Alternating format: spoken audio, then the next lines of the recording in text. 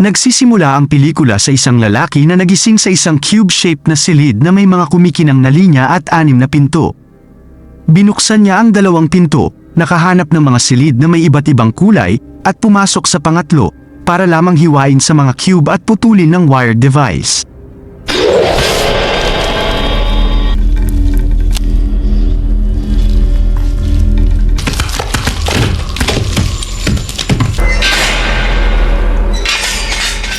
Pumasok si Quentin sa isang silid kasama ang isang lalaking nagngangalang Worth, Holloway, Leven, at Renes. Sila ay nakulong sa isang silid na walang ideya kung nasaan sila o kung bakit sila naroroon. Alam ni Quentin ang mga bitag at tinutulungan niya ang grupo na maghanap ng labasan. Ipinakita ni Renes kung paano suriin ang mga bitag sa pamamagitan ng paghahagis ng mga bota sa mga silid na nagpapakita ng mga motion detector at nagbabala ng mga nakamamatay na apoy. Ginagamit nila ang pagtapon ng mga sapatos upang matukoy ang ligtas at delikadong lugar. Si Holloway at ang grupo ay nakulong sa isang cube, kung saan ang mga alien at ang gobyerno ang pangunahing mga teorya. Nakarinig sila ng mga kakaibang ingay sa labas at tiniyak ni Quentin at Renes na nagmumungkahi ng ruta ng pagtakas. Naguguluhan si Leven, ngunit tiniyak ni Quentin sa kanila na makakalabas sila. Tinukoy ni Renes na mag-navigate sa mga kwarto, sa huli ay dinala niya ang grupo sa loob. Natuklasan ni Holloway at ng grupo ang isang serye ng mga hatchway na may mga numero na nagpapahiwatig ng libu-libong silid. Nabubuhay sila ng 3 araw nang walang pagkain o tubig. Iminumungkahi ni Renes ang pagsipsip sa mga butones upang mag-produce ng laway para maibsan ang uhaw. Sinusubukan nila ang mga silid na may mga bota na walang nakikitang mga nakababahala na palatandaan.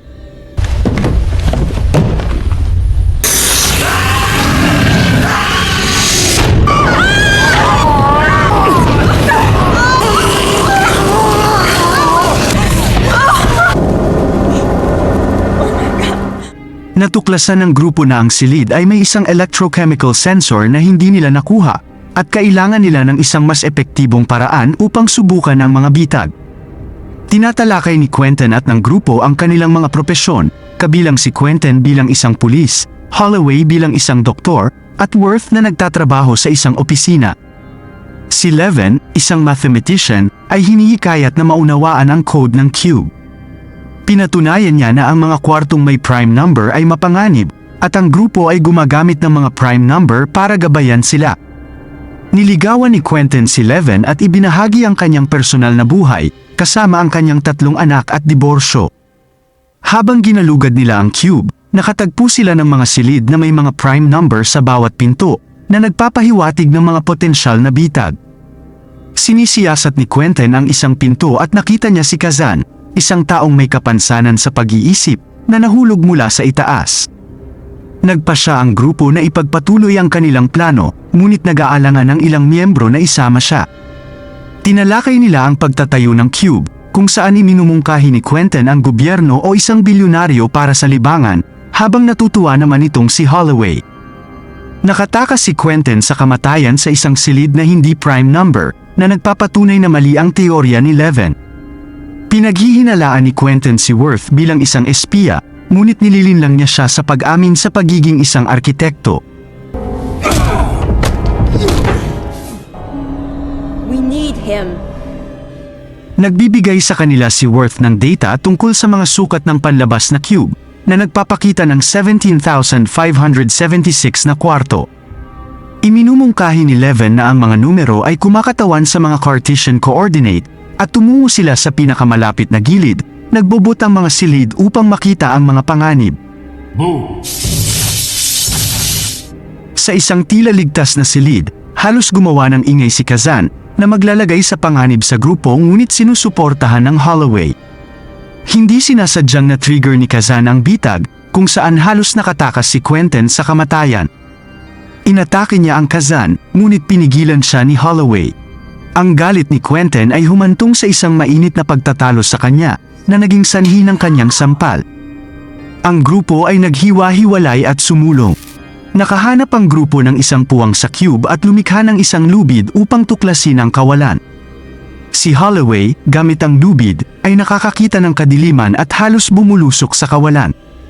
Hinila siya ni Quentin pataas ngunit sinasadyang bitawan ang kanyang kamay na naging sanhi ng kanyang kamatayan. Nagsisinungaling si Quentin sa grupo ngunit dapat silang sumulong. Plano nilang bumaba sa ilalim na gilid ngunit iminumungkahi ni Leven na magpahinga sila bago gawin ito. Nakahiga lahat ang grupo sa sahig. Sinubukan ni Quentin na hikayatin si Leven na umalis sa grupo at gumawa ng mga sexual na pagsulong na humahantong sa kanya na iligtas nina Worth at Kazan. Si Quentin ay naging paranoid at inamin na hindi nagtitiwala kay Holloway na humantong sa grupo na maghinala na siya ang pumatay sa kanya.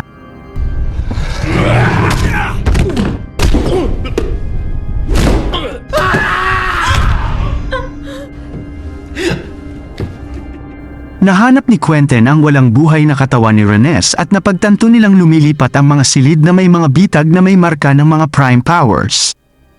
Natuklasan ni Leven ang isang bridge room na may coordinate number na lampas sa 26 na nagpapahiwatig ng isang bitag.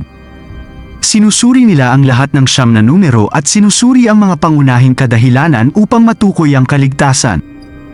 Si Kazan, isang autistic savant, ay gumaganap ng prime factorization na 567 na humahanga sa lahat.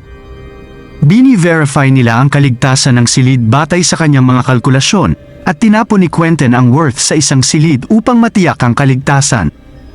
Ang grupo, sa tulong ni Kazan, ay ligtas na nakalabas sa cube. Gumawa ng plano si Worth para supilin si Quentin na naging paranoid. Narating nila ang bridge room kung saan muling lumitaw si Quentin, pinatay si Leven at nasugatan si Worth.